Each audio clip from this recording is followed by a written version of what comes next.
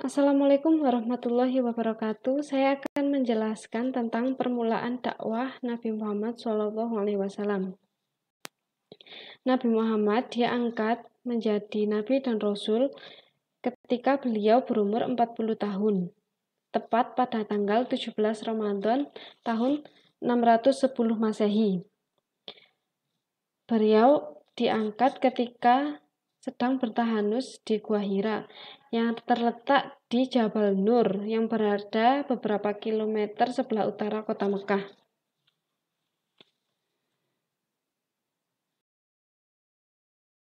Pengangkatan Nabi Muhammad menjadi Nabi dan Rasul yaitu ditandai dengan turunnya wahyu pertama yang disampaikan oleh Malaikat Jibril, yakni surat Al-Alaq ayat 1-5. Turunnya surat Al-Alaq ayat 1-5 ini dalam sejarah Islam dinamakan dengan Nuzulul Quran. Setelah itu, turunlah wahyu kedua, yaitu surat Al-Mudaththir ayat 1-7. Surat Al-Mudaththir ayat 1-7 ini berisi tentang perintah Allah Subhanahu wa Ta'ala yang memerintahkan agar Nabi Muhammad berdakwah dan menyiarkan ajaran agama Islam. Sejak saat itulah Nabi Muhammad berdakwah secara sembunyi-sembunyi. Pada mulanya beliau berdakwah kepada keluarganya, lalu kepada sahabat-sahabat terdekatnya. Pada periode awal, kerabat Nabi yang menerima dakwahnya yaitu Siti Khadijah. Siti Khadijah ini merupakan istri Nabi yang pertama kali dari pihak wanita yang masuk Islam. Selanjutnya yaitu dari pihak sepupunya, Ali bin Abi Thalib. Setelah Ali bin Abi Thalib, lalu budaknya, yaitu Zaid bin Haritsah. Setelah itu, Abu Bakar As-Siddiq dari pihak sahabatnya yang masuk Islam. Keempat orang ini dinamakan dengan As-Sabiqunal Awwalun, yaitu orang-orang yang pertama kali masuk Islam. Selain orang-orang yang menerima dakwah Nabi, ada pula orang-orang yang menolak dakwah Nabi, yaitu ada dua pamannya. Yang pertama yaitu pamannya yang bernama Abu Thalib, dan yang kedua yaitu pamannya Abu Lahab. Namun, perbedaan dari sikap mereka ini yaitu Abu Thalib membiarkan Nabi Muhammad menyebarkan dakwahnya, bahkan melindunginya dari gangguan-gangguan dan ancaman dari pembesar-pembesar Quraisy. Sedangkan Abu Lahab sangat menentang dakwah Nabi. Bahkan Abu Lahab mengancam dan berniat membunuh Nabi Muhammad. Allah mengabadikan cerita Abu Lahab ini dalam Al-Quran, yaitu surat Al-Lahab.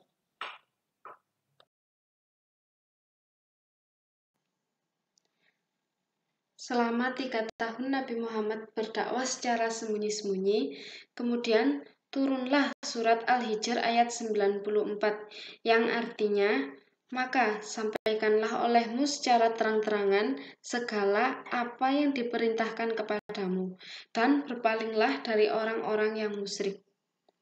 Surat ini memerintahkan Nabi Muhammad agar berdakwah secara terang-terangan kepada seluruh umat manusia. Setelah itu, Nabi Muhammad mulailah berdakwah secara terang-terangan ke seluruh lapisan masyarakat, baik dari golongan bangsawan maupun golongan budak. Serta Nabi Muhammad melakukan dakwah ke negeri-negeri lain yang dilakukan pertama kali di Bukit Sofa. Ketika itu, paman Nabi Muhammad yang bernama Abu Lahab sangat menentang keras dakwah Nabi, bahkan mengancam dan berniat membunuh. Hal ini diabadikan dalam surat Al-Lahab. Selama Nabi Muhammad di Mekah, yakni selama 13 tahun, Nabi Muhammad menerima 4.726 ayat yang meliputi 89 surat. Surat-surat tersebut dinamakan surat Makkiyah karena turun di kota Mekah.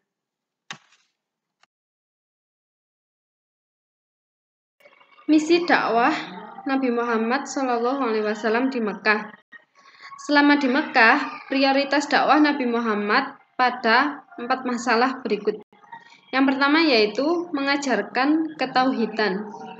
Pada masyarakat Arab jahiliyah terdapat suatu kepercayaan berbagai Tuhan, yaitu politeisme, seperti menyembah berhala, menyembah bulan dan bintang.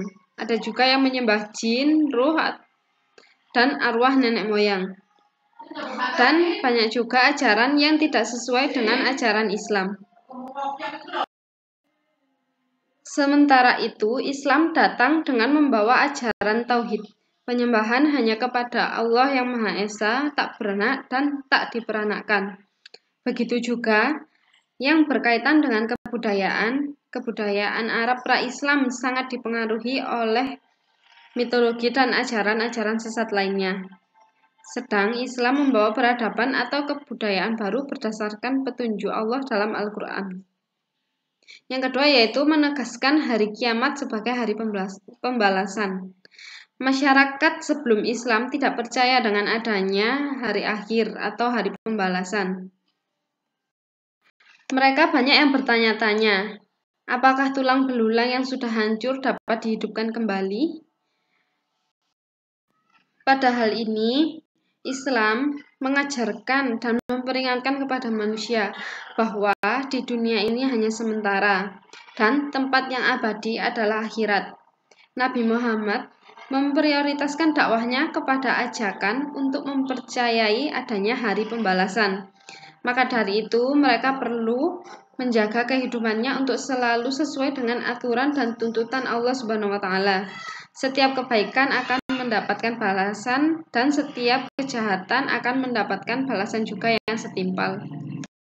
Yang ketiga yaitu merubah kebiasaan masyarakat jahiliyah. Kondisi masyarakat Mekah yang terkenal dengan masa jahiliyah, bukan mereka yang bodoh dalam intelektual, namun mereka bodoh dalam hal akhlak. Mereka bodoh dalam hal keyakinan dan perilaku yang cenderung merusak tatanan sosial dan pribadi. Banyak orang yang suka melanggar perbuatan dan melanggar hukum. Juga yang melakukan perjudian, minum minuman keras, merampok, dan berzina. Nabi Muhammad secara bertahap merubah perilaku-perilaku mereka sehingga menjadi makhluk yang baik dan benar. Nabi Muhammad mencontohkan dalam kehidupannya sehari-hari. Nabi Muhammad sudah terkenal dengan gelar Al-Amin sebelum diangkat menjadi Nabi dan Rasul. Masyarakat Mekah mengakui akan kebaikan dan kejujuran Nabi Muhammad. Al-Quran mengabadikan akhlak Nabi Muhammad dalam surat Al-Qalam ayat 4 yang berarti, dan sesungguhnya kamu benar-benar berbudi pekerti yang agung. Yang terakhir yaitu mengangkat dan melindungi hak asasi manusia.